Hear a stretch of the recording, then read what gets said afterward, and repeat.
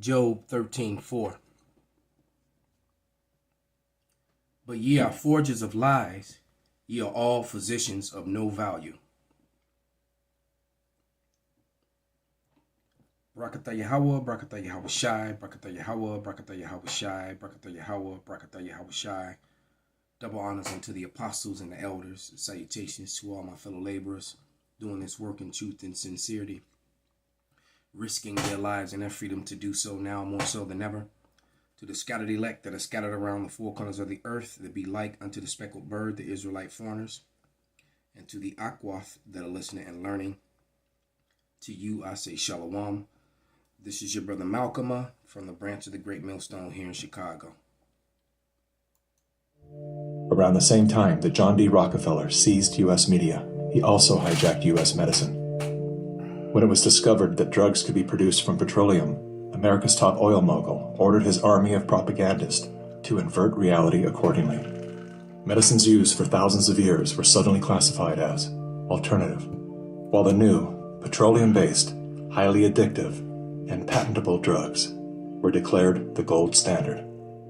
After buying a German pharmaceutical company that manufactured chemicals of war for Adolf Hitler, Rockefeller leveraged his political influence by pressing Congress to declare natural healing modalities unscientific quackery. Rockefeller then took control of the American Medical Association and began offering massive grants to top medical schools under the mandate that only his approved curriculum be taught.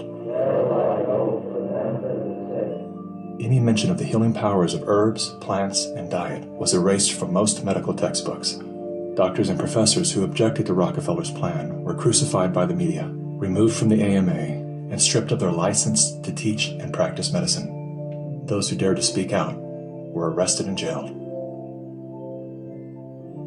When evidence began to emerge that petroleum-based medicines were causing cancer, Mr. Rockefeller founded the American Cancer Society, through which he suppressed that information. John D. Rockefeller is duly credited as the founder of the pharmaceutical industry, and the reason that medical error is currently the third leading cause of death in America. This is not an indictment against doctors. More than anyone, they are under the stranglehold of the single largest lobbying power in Washington. Every year, the pharmaceutical industry spends at least twice the amount as big oil to influence laws, policies, and public perception. Thanks to Mr. Rockefeller, the architect of American monopolies, no industry has more power over our lives than Big Pharma.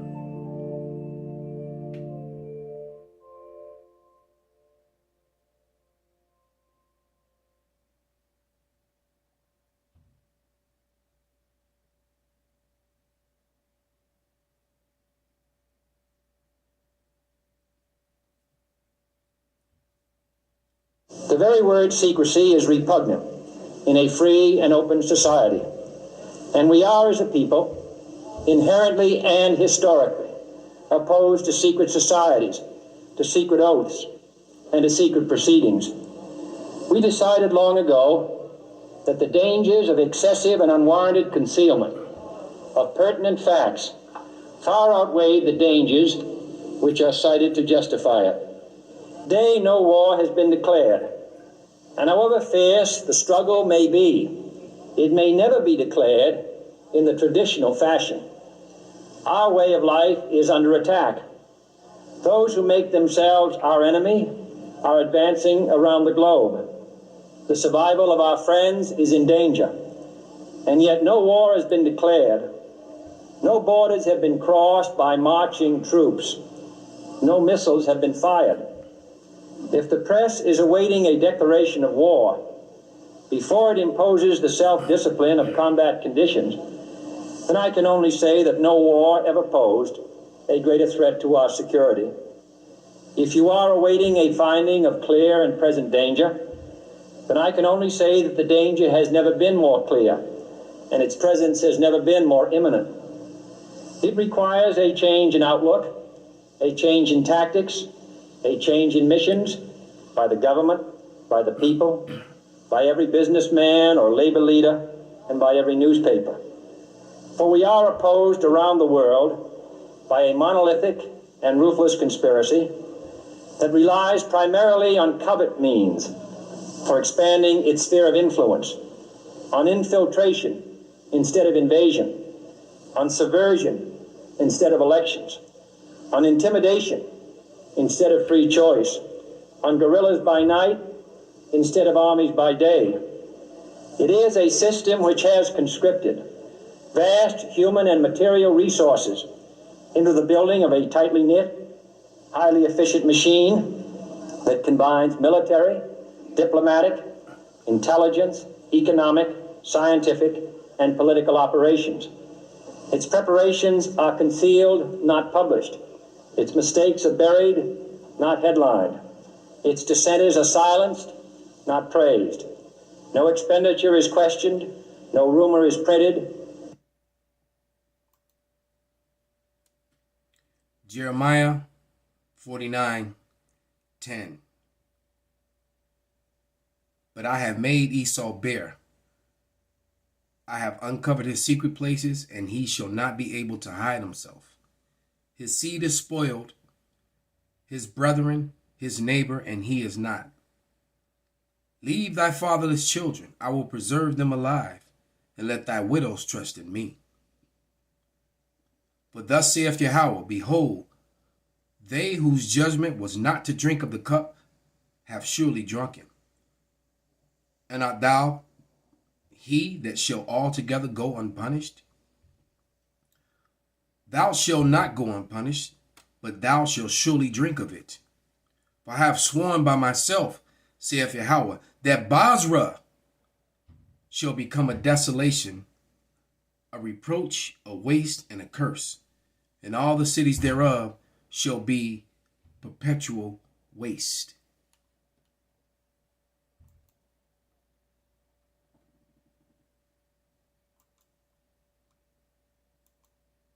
Today, people who are still actually anti-science, a whole movement called the anti-vaxxers, who refuse to acknowledge the evidence that vaccinations have eradicated smallpox, and who, by their prejudices, are actually endangering the very children they want to protect. And I totally reject this anti-scientific pessimism. I'm profoundly optimistic about the ability of new technology to serve as a liberator and to remake the world wondrously and benignly. Indeed, in countless respects, technology is already doing just that. Nanotechnology, I mentioned earlier, revolutionizing medicine by designing robots a fraction of the size of a red blood cell, capable of swimming through our bodies, dispensing medicine and attacking malignant cells like some Star Wars armada. Neural interface technology is producing a new generation of cochlear implants. I think of new tools that we acquired, but over which we, the human race, had the advantage, which we controlled. And that is not necessarily the case in the digital age. You may keep your secrets from your friends, from your parents, your children, your doctor, even your personal trainer. But it takes real effort to conceal your thoughts from Google. And if that is true today, in future, there may be nowhere to hide.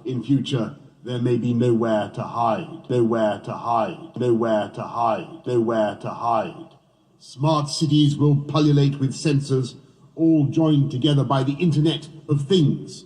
Bollards communing invisibly with lampposts. But this technology could also be used to keep every citizen under round-the-clock surveillance. 1 Timothy 6:20. O Timothy, keep that which is committed to thy trust, avoiding profane and vain babblings and oppositions of science, falsely so called.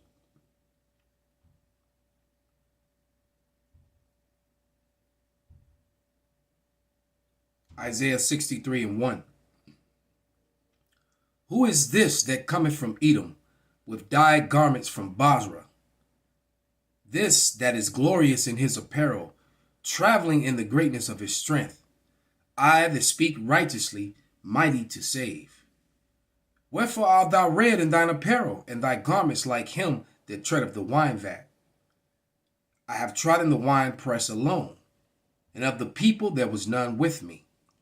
For I would tread them in my anger, and trample them in my fury, and their blood shall be sprinkled upon my garments, and I will stain all my raiments. For the day of vengeance is in my heart, and the year of my redeemed is come.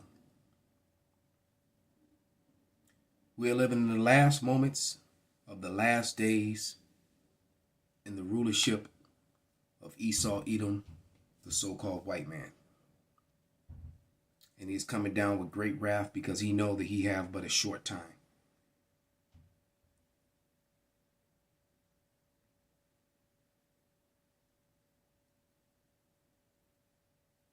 Revelation 2:10. Fear none of those things which thou shalt suffer. Behold, the devil, that's a deceiver, shall cast some of you into prison, that ye may be tried, and ye shall have tribulation 10 days. Be thou faithful unto death, and I will give thee a crown of life. Call halal Yahweh Bashan Awashai Bashem Rakak Wadash Wa Abba Babal Kwam Yasharala.